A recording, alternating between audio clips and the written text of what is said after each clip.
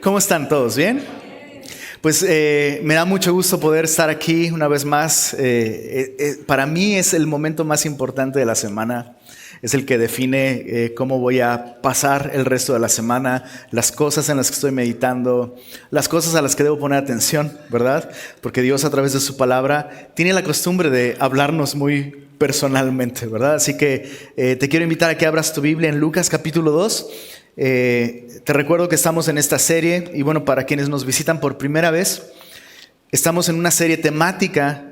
Los domingos estamos estudiando los días más importantes en la historia de la redención. Y comenzamos desde Génesis, ¿verdad? Viendo puntos súper claves para el plan de redención. Normalmente los domingos y también los miércoles estudiamos verso a verso la Biblia, pero estamos en esta serie temática y la idea era prepararnos justamente para la Navidad al estudiar esos temas. Y justo el día de hoy es el día al que quería llegar. El día del nacimiento de Jesucristo. Sin lugar a dudas, está en el top 3 de los días más importantes de la historia. No me atrevo a ponerlo en el primero porque su muerte es un día muy importante y su resurrección es un día muy importante también. Pero el día de hoy vamos a estudiar el día en el que Dios se hizo carne y habitó entre nosotros. Así que si ya estás ahí en Lucas 2, acompáñame a orar y ahorita comenzamos. Señor, gracias por tu palabra. Es asombroso, Señor, que has dejado una huella en la historia, pero también has dejado una huella en nuestra alma, Señor, al escuchar tu verdad, tu palabra, tu mensaje, tu invitación a venir a ti y ser salvos en ti. Y Señor, no queremos pasar por esta festividad en la que el mundo entero recuerda que tú algún día naciste, Señor, sin nosotros mismos detenernos a contemplar lo que sucedió. Danos un corazón suficientemente quieto, Señor, para el día de hoy percibir el asombroso milagro de que tú vinieras a habitar entre nosotros. Abre nuestros corazones, Señor. Hemos abierto nuestras Biblias. Abre nuestros corazones a tu verdad, Señor. Lo pedimos en el nombre de Jesús. Amén. Amén. Lucas capítulo 2 es el capítulo que quieres estudiar para ver la escena de la natividad. Hay otros evangelios, como el Evangelio según San Mateo, que se enfoca en algunos aspectos del nacimiento de Cristo, pero Lucas lo registra de un modo tan pleno, o sea, su descripción es tan completa. Y en este capítulo 2 vamos a meditar en 3 puntos importantes. ¿Cuándo nació Jesús? ¿Dónde nació Jesús? ¿Y cómo nació Jesús? Esas van a ser nuestras 3 reflexiones. ¿Cuándo nació Jesús? ¿Dónde nació Jesús? ¿Y cómo nació Jesús? Cada una de estos puntos nos revela algo acerca de Jesús. Nos revela algo acerca de su persona, acerca de su carácter y nos revela algo acerca de nuestra necesidad. Veamos el primer punto, capítulo 2 de Lucas, versos 1 al 3. Dice así: aconteció en aquellos días que se promulgó un edicto de parte de Augusto César, que todo el mundo fuese empadronado. Este primer censo se hizo siendo Cirenio gobernador de Siria, e iban todos para ser empadronados, cada uno a su ciudad. Siempre que leo Lucas capítulo 2, y creo que ya lo he hecho varias veces, creo que cada Navidad estudiamos este capítulo y creo que cada vez digo lo mismo. Me encanta que el capítulo no comienza diciendo érase una vez, ¿verdad? Tampoco dice en una galaxia muy lejana, ¿no?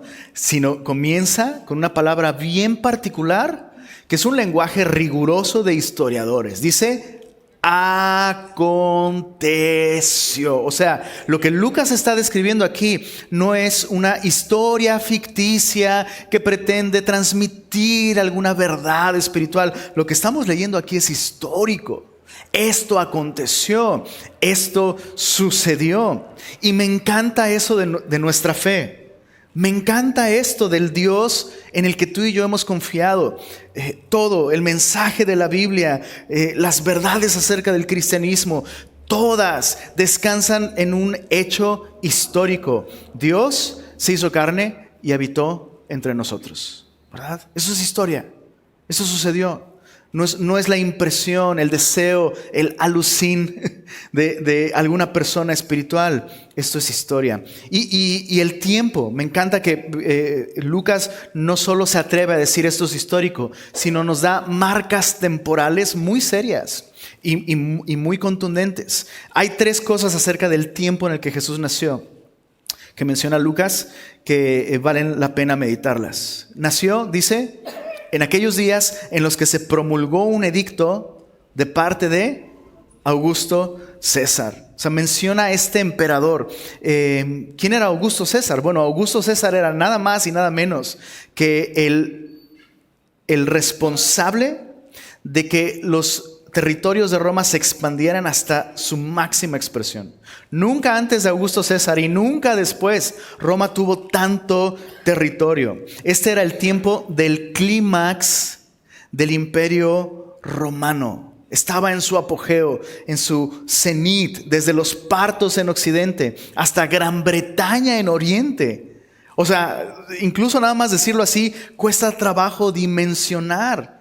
Pero en este momento es el momento en el que nació Jesús, siendo Augusto César el emperador del Imperio Romano en su apogeo.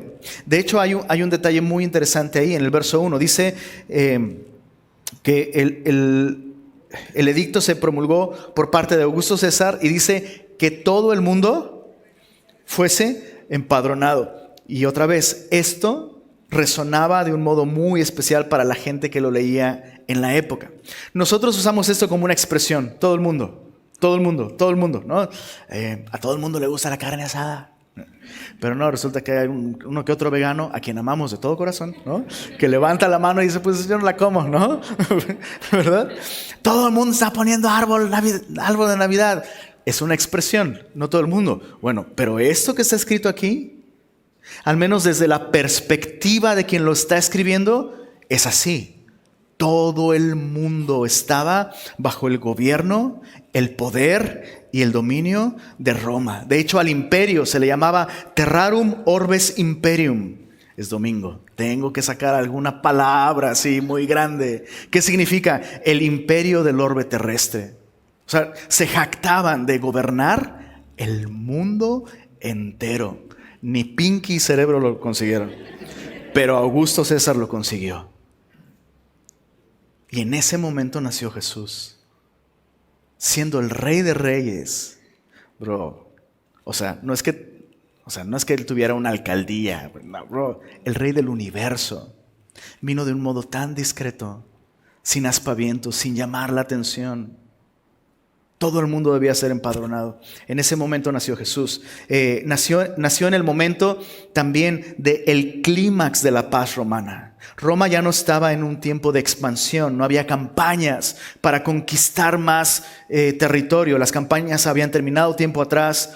El templo de Jano en Roma, que era un templo dedicado al dios de la guerra, tenía sus puertas cerradas porque ya no era un tiempo de guerra. Y este era el tiempo de la Pax Romana. ¿Y qué tiempo tan apropiado para que naciera aquel que dice la Biblia en Isaías capítulo 9? Que sería llamado admirable consejero, Dios fuerte, Padre eterno, príncipe de paz. La paz que Jesús vendría a traer no sería una paz impuesta. Claro, la Pax Romana estaba allí, pero era una paz artificial. Era una paz impuesta por el poder de la espada. Y Roma tenía que mantener esa paz a fuerza de espada. Entonces había paz en un sentido, pero la paz que se impone no es paz. Pero Cristo no vendría a imponer paz, sino a ofrecerla a quien la quiera. Antes de avanzar, solo medita en eso. Medita en eso. Porque nosotros podemos como fabricar una paz superficial, externa, la paz del éxito, la paz de una cuenta bancaria bien gorda, ¿no? Pero esa paz la tienes que mantener los ingresos o superarlos, ¿no? La paz de, no sé, Ponle tú el nombre que quieras. La paz que el hombre consigue por sus propios medios, el hombre la tiene que mantener y el costo es muy alto. Pero la paz que Cristo ofrece es una paz que nadie te puede quitar. Porque tú no la conseguiste, la consiguió Él y la consiguió a precio de sangre. Qué importante es esto, ¿verdad? Qué importante. Jesús vino en este momento para demostrar que Él era el verdadero príncipe de paz. ¿Cuándo nació Jesús? Cuando el mundo necesitaba paz. Paz verdadera. Bueno, hay un último detalle que quiero señalar sobre el momento en que nació Jesús. Jesús nació no solo en el clímax del Imperio Romano, en el clímax de la paz romana, Jesús nació en el clímax del tiempo. Gálatas capítulo 4, versos 4 al 7. Lo dice con estas palabras: pero cuando vino el cumplimiento del tiempo. La palabra cumplimiento tiene la idea de que algo se llena hasta el máximo. O sea, literalmente el tiempo corría en una dirección. Y el clímax, la meta, el tiempo la alcanzó cuando Cristo nació. Dice, cuando vino el cumplimiento del tiempo, Dios envió a su Hijo, nacido de mujer, nacido bajo la ley, para que redimiese a los que estaban bajo la ley, a fin de que recibiésemos la adopción de hijos. Y por cuanto sois hijos, Dios envió a vuestros corazones el Espíritu de su Hijo, el cual clama, Abba Padre. Así que ya no eres esclavo, sino hijo. Y si hijo, también heredero de Dios por medio de Cristo. Y me parece muy significativo, porque Roma se dice, que llegó a tener más esclavos que hombres libres. Y qué interesante que en el cumplimiento del tiempo, Cristo nace como hijo para hacernos hijos de Dios siendo esclavos del pecado. Él es el príncipe de paz. Él es el príncipe de paz. ¿Cuál es la aplicación para nosotros? ¿Qué tiene que ver esto con nosotros? Esta no es una historia que quedó en las páginas de la historia. Esta es una historia que tiene que ver con nosotros el día de hoy. Y meditaba otra vez en este escenario de Roma, ¿no? Por un lado teniendo paz funcional, externa, ¿no? Están prosperando y todo. Pero por otro lado hay injusticia, hay corrupción, hay dolor. Y yo pensaba en cómo pueden haber personas aquí en ambos lados del espectro. Pueden haber personas aquí que han conseguido esa paz artificialmente. Y si ya te alcanzó la edad, estás luchando por mantenerla más fuerte que nunca. Otros están sufriendo el día de hoy. Están sufriendo por la injusticia de alguien más, por estar en depresión, por tener una enfermedad. Tu cuerpo tal vez no funciona como debiera funcionar. La pregunta es, ¿dónde vas a buscar la paz que necesitas? Porque repito, si tú la consigues, tú la tienes que mantener y el costo es muy alto. Pero la paz ya está pagada. Jesús, la noche en la que fue entregado, le dijo a sus discípulos, la paz os dejo. Luego dijo, mi paz os doy. Yo no os la doy como el mundo la da. No se turben ni tengan miedo. Jesús nos da su propia paz. Perdón, ¿dimensionas eso? ¿Quién está diciendo eso? El varón de dolores experimentado en quebranto. O sea, Jesús no tuvo una vida instagrameable, bro, que pudo publicar en sus redes con fotos inspiradoras. Lo está diciendo el varón de dolores, aquel que fue a la cruz con paz, su corazón, para darnos paz. Bueno, ahí está. ¿Cuándo nació Jesús? En el momento en el que el mundo necesitaba paz. Versos 4 al 7. Lucas capítulo 2. Versos 4 al 7. ¿Dónde nació Jesús? Dice así, y José subió de Galilea, de la ciudad de Nazaret, a Judea, a la ciudad de David, que se llamaba Belén, por cuanto era de la casa y familia de David, para ser empadronado con María su mujer, desposada con él, la cual estaba encinta.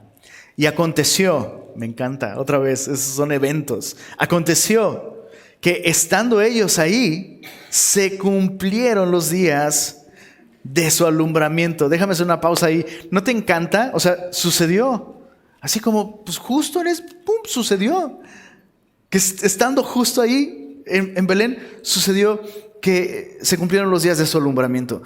Perdón, hay alguien que está en control de toda esta situación. ¿Quién está en control? El mundo diría Augusto César. ¿Por qué Jesús nació en Belén si sus papás vivían en Nazaret de Galilea? ¿Por qué? Pues es que a Augusto César se le ocurrió la brillante idea de censar a todo el imperio. No sé si para humillar a la gente en un capricho, no sabemos. Pues la perspectiva bíblica es que esto sucedió porque Dios estaba controlando la historia. Y otra vez, ¿cuánta paz viene a nuestro corazón cuando recordamos que hay alguien que tiene control de cada aspecto de nuestra vida? O sea, ¿estás de acuerdo que ese no es el nacimiento de su primogénito que planeó María? O sea, ¿cuántas mamás aquí dicen, ¿sabes qué? Me encantaría? O sea, jamás, nunca le quieres dar a tu hijo lo mejor. Y ni me hagas hablar de José. Tampoco es el nacimiento del primogénito que él quería. Para empezar, no era su hijo. Para empezar. En segundo lugar, Dios no le dejó ni siquiera ponerle el nombre. Le vas a poner Jesús, te callas. Me van a hacer preguntas más cuando no se parezca a mí. No sé. No es lo que ellos pensaban, no es lo que ellos querían, pero es lo que necesitaba el mundo. ¿Por qué? Porque Jesús tenía que nacer en Belén. Sigamos leyendo. Verso 7. Y dio a luz su primogénito y lo envolvió en pañales y lo acostó en un pesebre porque no había lugar para ellos en el mesón. Si el momento en el que Jesús nació nos muestra a Jesús como el príncipe de paz, el lugar en donde Jesús nació nos muestra a Jesús como el pan de vida. Vamos a explicarlo a mayor profundidad, pero antes de explicar eso, hay dos razones por las que era importante que Jesús naciera en Belén. En primer lugar, es la ciudad de David. Ahí se nos dice, ¿verdad? De hecho, llama la atención que en el verso 4 dice que subieron a Judea, a la ciudad de David, y luego añade que se llama Belén. Y esa es una aclaración extraña, porque si tú le preguntaras a cualquier persona de la época, ¿cuál es la ciudad de David? Todos te dirían, Sión, Jerusalén. Entonces es la ciudad del rey, la ciudad de David, el dulce cantor de Israel. Sión es el monte de David, la ciudad de David. Pero aquí el evangelista nos recuerda, bueno, antes de gobernar en poder en Jerusalén, sirvió en humildad en Belén a su padre. Y es lo que la Biblia nos está diciendo aquí.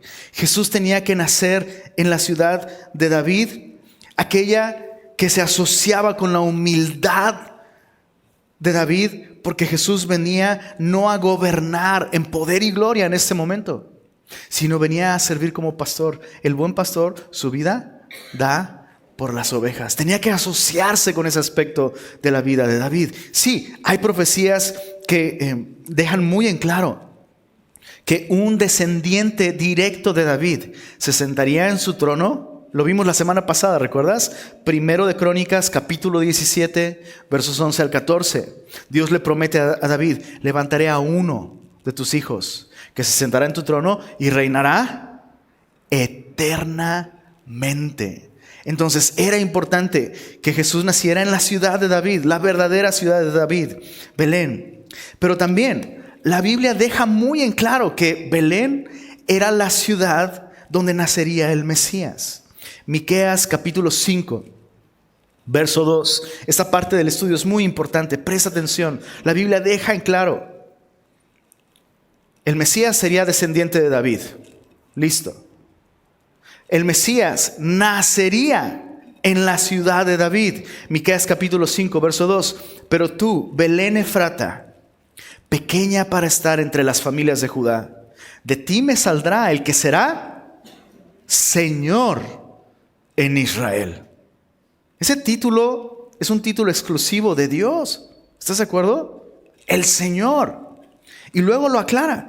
Y sus salidas son desde el principio, desde los días de la eternidad. Chécate, esta persona que nacería en Belén no solo se sentaría en el trono eternamente, eso es mucho, sino es una persona que ha vivido eternamente también. Esos dos criterios solo los puedes aplicar a Dios. La Biblia enseña con claridad que el Mesías no solo nacería en Belén, sino que el Mesías compartiría los atributos de Dios. Es un ser eterno. Por eso el Evangelio nos dice en el capítulo 1 de Juan, en el principio era el Verbo y el Verbo era con Dios y el Verbo era Dios.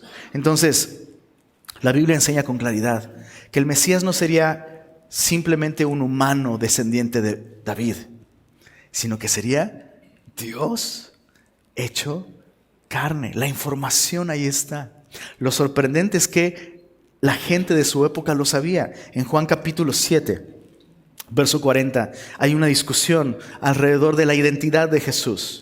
Su ministerio está en apogeo, la gente está dividida, hay mucha controversia. Y en Juan capítulo 7, verso 40, al verso 42 dice así, dice, entonces algunos de la multitud, oyendo estas palabras, decían, verdaderamente este es el profeta. Otros decían, este es el Cristo. Pero algunos decían, ¿de Galilea ha de venir el Cristo?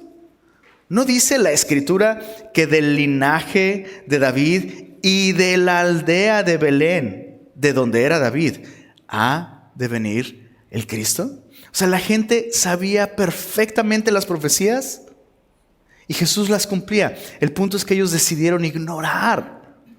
De hecho, estaba leyendo en la semana, en Juan capítulo 6, hay una discusión muy interesante acerca de Jesús. Y en medio de esa discusión, alguien de la multitud dice, pero sabemos de dónde es. Y cuando venga el Cristo, nadie sabrá de dónde sea. Aquí la gente está reconociendo que la Escritura dice de dónde. Pero es muy interesante, ¿no? Cómo la gente puede afirmar cosas acerca de Jesús. No, es que yo sé que cuando el Mesías venga, nadie sabrá de dónde sea. ¿Y en qué profeta está escrito eso? En el profeta ni creas. ¿No? Te lo sacaste de la manga. Qué importante, solo pequeña aplicación devocional para nosotros. Si queremos conocer realmente a Jesús, lo vamos a conocer a través de la Biblia. Por eso es que la gente de su época no reconoció a Jesús, porque realmente no estaban escuchando el mensaje de la Biblia. Bueno, ahí está. Importante que Jesús naciera en Belén. Evidentemente, después de leer todo esto, evidentemente no fue el capricho de Augusto César, sino la mano todopoderosa de Dios la que guió a Jesús a nacer en Belén. Pero hay un tercer motivo. Belén significa casa de pan. Y me encanta eso. De hecho, a nuestra hija mayor le pusimos ese nombre justamente por eso. Belén, casa de pan. Porque era el lugar donde el pan vivo que descendió del cielo habría de nacer. Y siempre le decimos a Belén, la razón por la que te pusimos ese nombre es porque Dios te creó para que Jesús naciera en ti. Para que Jesús naciera en tu corazón. A lo mejor tú no te llamas Belén, pero sigue siendo verdad para ti también. Dios te creó para eso. Dios te creó para que en ti naciera el pan de vida.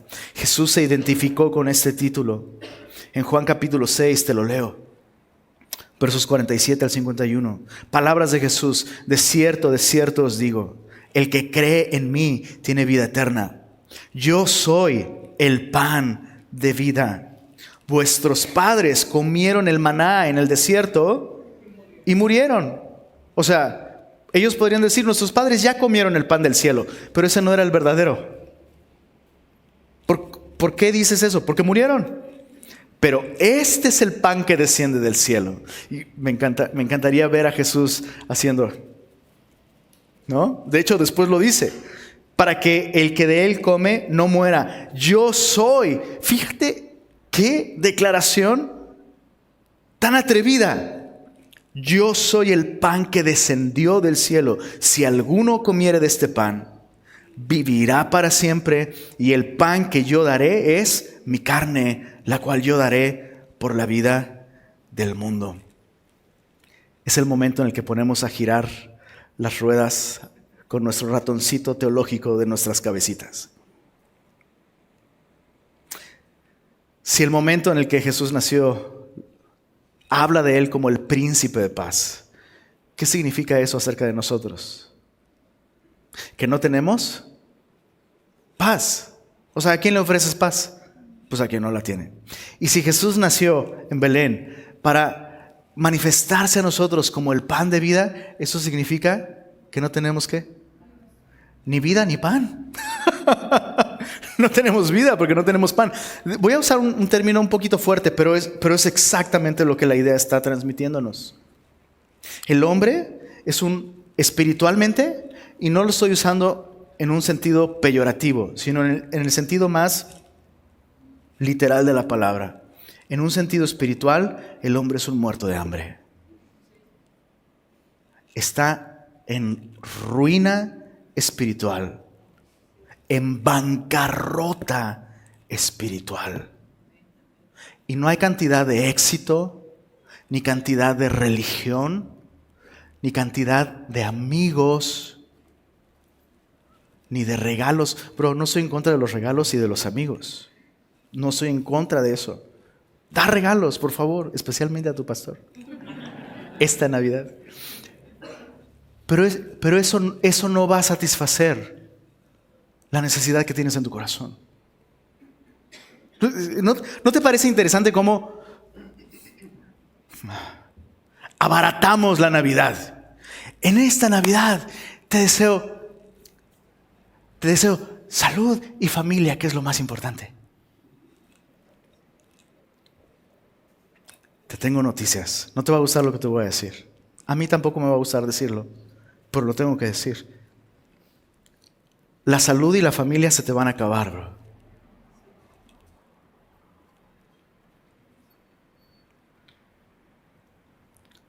Y sé lo que te estoy diciendo. He asistido a más funerales que tú por el pescadito. Te estoy diciendo verdad.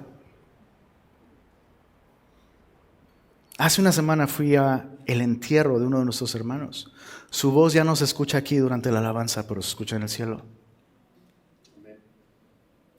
La familia y la salud se te van a acabar. Los amigos, bueno, pregúntale a Pablo. La última de sus cartas, bro. Todos me han abandonado. Pero el Señor está conmigo. Él es suficiente para mí. No estoy diciendo que te deseo soledad y enfermedad, tampoco. Por favor, no me malinterpreten. Pero no son lo más importante. Escucha, lo más importante para ti y para mí es que podamos volver a una relación con Dios. Pero estamos muertos en nuestros delitos y pecados. Hay una gran separación. Cristo vino a entregarse como el pan de vida. Su cuerpo fue partido para que el hombre pueda unirse nuevamente al Creador. Eso es lo más importante. Y en Cristo lo tenemos. Entonces, ¿dónde estás buscando satisfacción? ¿Se entiende lo que estoy diciendo? No quiero que salgas de aquí. La salud y la familia se nos van a acabar. Pues, pásame la coca, ¿no? Échale 2 cucharadas de azúcar porque le falta. No, o sea, no estoy diciendo eso. Pero lo que estoy diciendo es, ¿dónde está? ¿Dónde está nuestro corazón buscando satisfacción? El pan de vida ya fue partido. La mesa ya está puesta. Ven a Jesús. Encuentra satisfacción en Él. Él se entregó para eso. Él fue roto para eso. Para que tú seas hecho completo. Y no te falta nada. Si vienes a Jesús, ya no te falta nada. Aunque te falten los amigos, no te va a faltar nada. Aunque te falte la salud, no te va a faltar nada. Aunque te falte el dinero, no te va a faltar nada. ¿Se entiende lo que estoy diciendo? Me da vergüenza luego cuando veo personas que realmente no conocen a Jesús hablar de Jesús con más confianza que nosotros.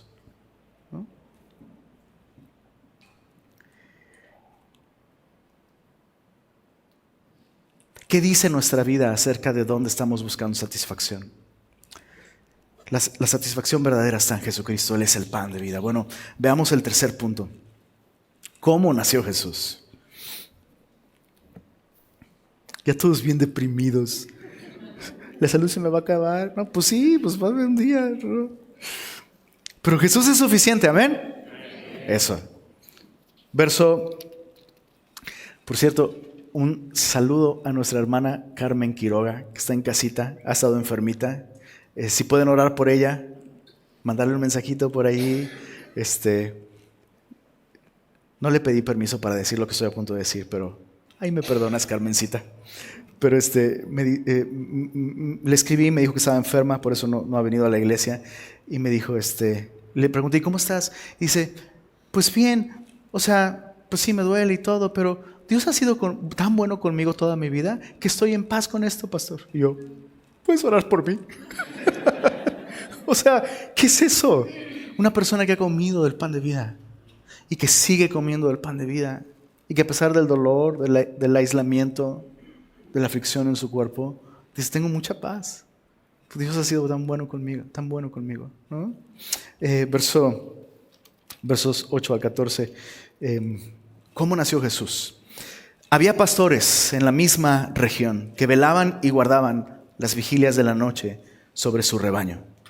Y he aquí, se les presentó un ángel del Señor, y la gloria del Señor los rodeó de resplandor, y tuvieron gran temor. Ellos no tienen temor del ángel, aunque el ángel da miedo.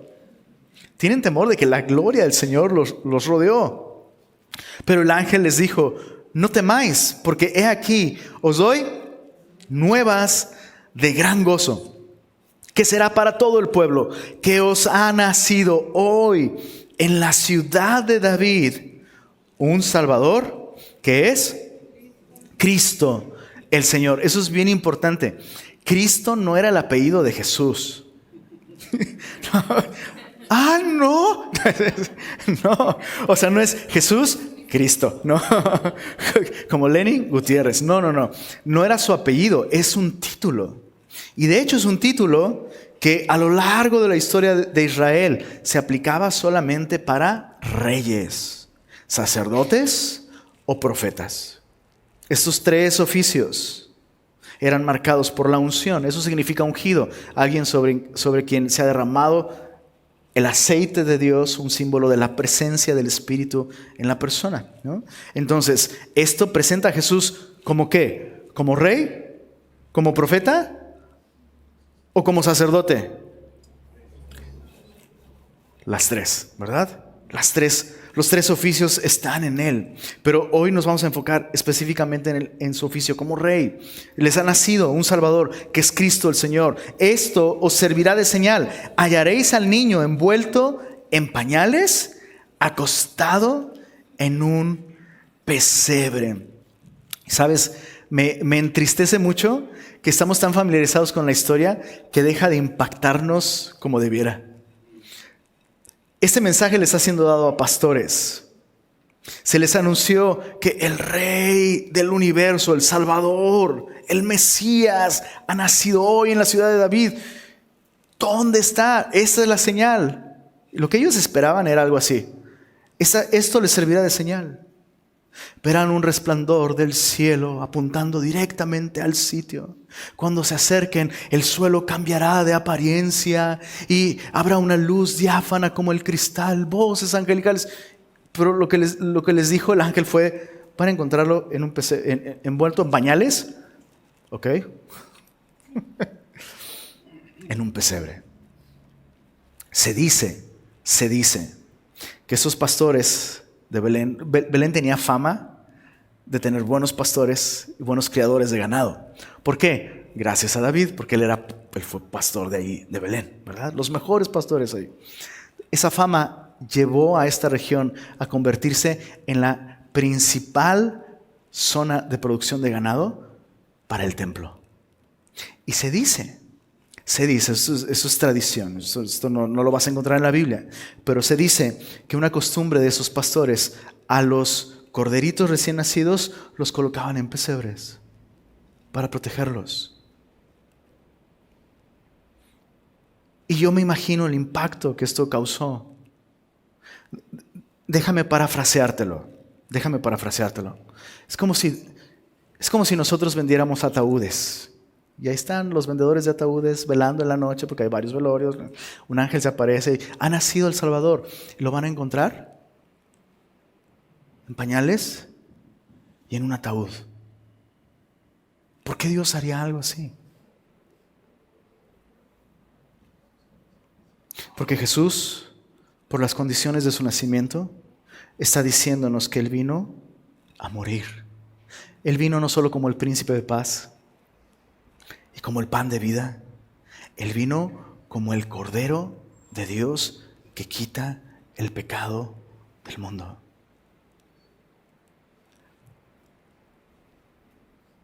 No podemos pensar que la Navidad termina con un recalentado, chicos. La Navidad no terminó ahí. Dios vino del modo más vulnerable.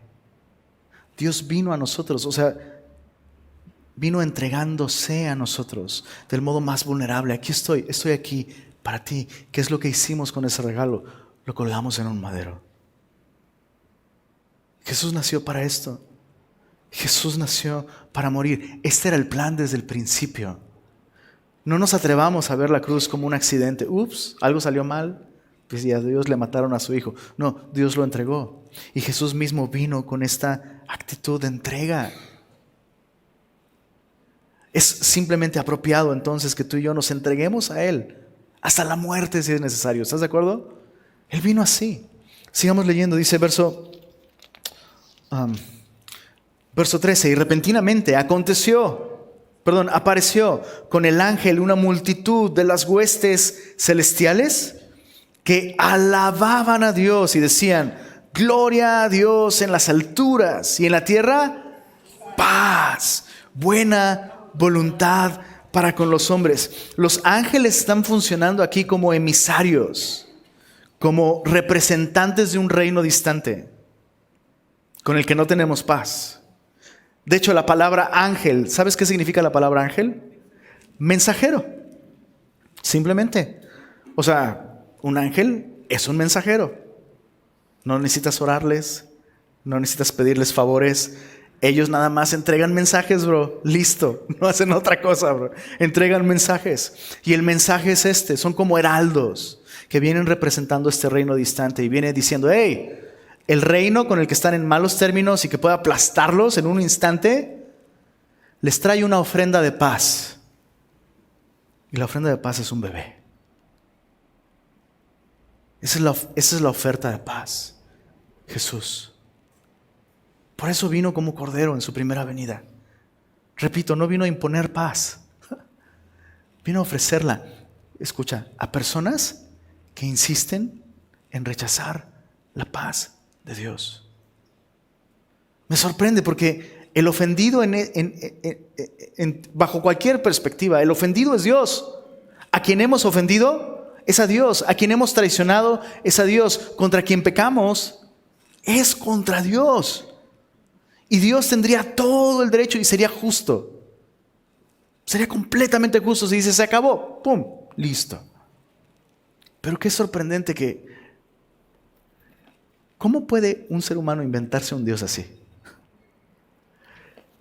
No nos conviene, ¿estás de acuerdo? Un Dios que dice: ¿sabes qué? Yo estoy dispuesto a recibir todo tu odio, recibir toda tu hostilidad, para demostrarte cuán dispuesto estoy a restaurar la relación contigo. Y ahí está la oferta, en un pesebre, ofrecida a rebeldes que insisten en rechazar el llamado de Dios a reconciliarse con Él. Pero los ángeles están adorando a Dios por eso. Gloria a Dios en las alturas. Y en la tierra, ahí está esa oferta. Paz, dice, buena voluntad para con los hombres. Eso es asombroso. Dios quiere hacerte bien. Dios quiere hacernos bien. Y el máximo bien que nos ha hecho, nos lo ha hecho en la persona de Jesucristo. Por eso es importante, por eso insistimos como cristianos. Se trata de Jesús. Se trata de Jesús. Si tú el día de hoy no estás en paz con Dios, necesitas a Cristo. Asistir a una iglesia no te va a dar paz. Leer la Biblia, todo eso es bueno, bro, hazlo. Pero no es sino hasta que recibes esta ofrenda de paz que puedes tener paz con Dios. Tres aspectos importantes de el cómo nació Jesús. Son buenas noticias, ¿verdad? Buenas noticias. Los ángeles están adorando a Dios por el nacimiento de nuestro Salvador y están diciéndole a estos pastores: hey, les doy buenas nuevas de gran gozo. ¿Por qué son buenas noticias? Porque ha nacido un Salvador. Necesitábamos ser salvados. Chicos, esto es esencial para la vida cristiana. Necesitábamos un Salvador. Eso significa que no podemos salvarnos por nosotros mismos. Ese Salvador ha sido prometido desde Génesis capítulo 3, verso 15, cuando el hombre cae en pecado y pierde esa posición de gracia ante Dios. Dios hace una promesa: voy a enviar nacido de mujer a uno que aplastará la cabeza de la serpiente y revertirá los efectos de la caída. Y el reino del que han sido expulsados volverá a abrir sus puertas y el hombre podrá regresar a este reino. Bueno, esa simiente prometida es Cristo. Buenas noticias, un Salvador. Claro que Él es un maestro de quien podemos aprender. Claro que Él era un hacedor de milagros que podía sanar y podía suplir necesidades, pero nuestra más grande necesidad era la de un Salvador. Las puertas del reino de Dios están abiertas nuevamente. Buenas noticias, Él es Cristo, que significa ungido, que significa rey. Chicos, eso es importante. No hay reino sin rey. No lo hay. El reino de Dios se ha acercado al hombre. ¿Por qué? Porque el rey vino en persona. El rey vino. Y tú y yo no podemos estar en el reino de Dios. El reino de Dios no puede establecerse en nuestra vida sin rendirnos ante su rey. El gran problema del hombre es que el hombre es su propio rey. Lo malo es que a veces como cristianos hasta seguimos cantando ese salmo apócrifo. Pero sigo, no tengo trono ni reina, pero sigo siendo el rey. Ese es el gran problema. Entonces vino a salvarme. Pero la manera de salvarme es que yo rinda mi vida a Él. Ponga mi confianza en Él. Todo lo que Él ha hecho es suficiente para reconciliarme con Dios. Y ahora le debo a Él mi lealtad absoluta, porque Él es mi rey. Pero a veces tratamos a Jesús. Por eso no me gusta vivir en un país democrático. No me crucifiquen. Pero me hubiera encantado nacer en un país con una monarquía. Porque tendría más por lo menos una idea de, pues es que no es que vote por Él. Y a veces tratamos a Jesús así, ¿cierto? Como si fuera un político que no nos cumplió.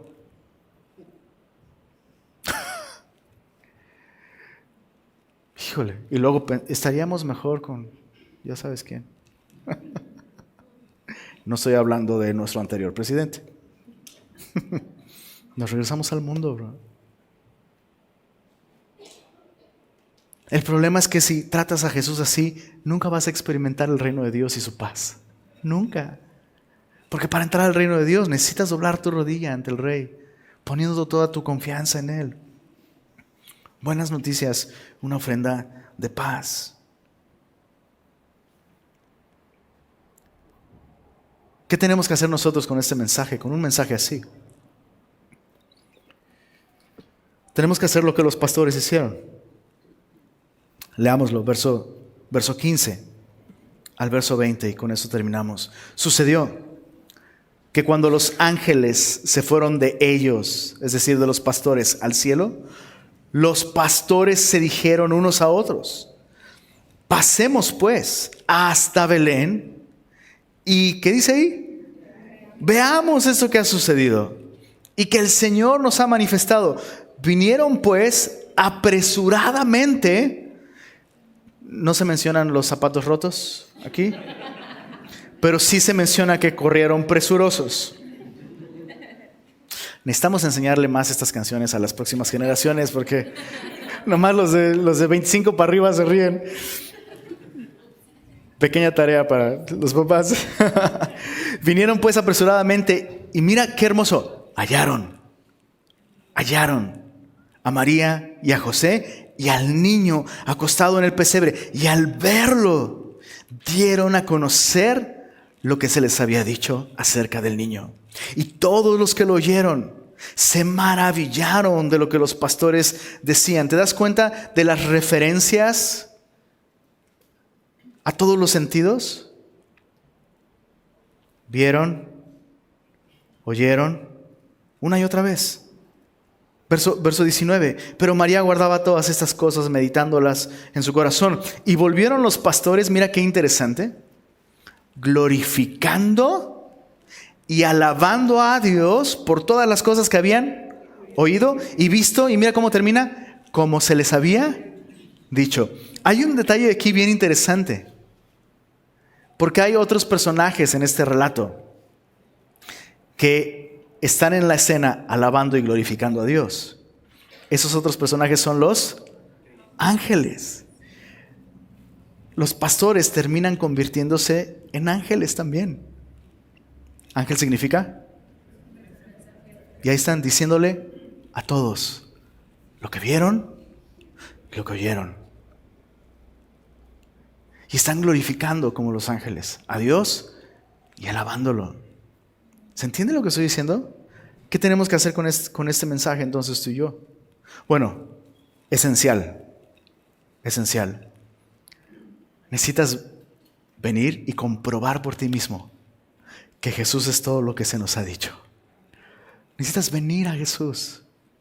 Necesitas venir y comprobarlo. Necesitas venir y ver a Jesús. Bueno, ¿y cómo lo veo? Con los ojos de la fe. La Biblia nos muestra un cuadro perfecto de quién es Él.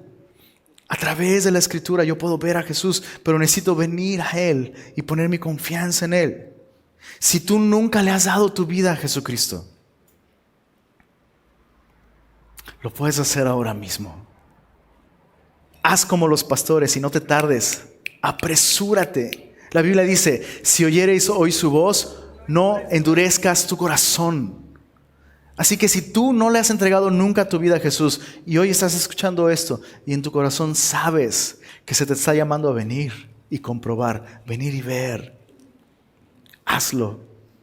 Allí mismo cierra tus ojos, inclina tu rostro y pídele a Jesús: Jesús, entra en mi corazón, te entrego mi vida, te recibo como mi Rey, como mi Salvador. Hazlo ahí mismo, no necesitas que yo te guíe, puedes hacerlo, Él te escucha. Comprueba que Él es bueno, comprueba su perdón, comprueba su paz, pídeselo. No necesitas gritar, pero deja que tu voz salga, que se escuche. Señor, te recibo en mi corazón, pongo mi confianza en ti, sé mi Rey, gobierna mi vida, lo entrego todo ante ti, Señor. Si tú ya le entregaste tu vida a Jesús, tenemos que volvernos mensajeros.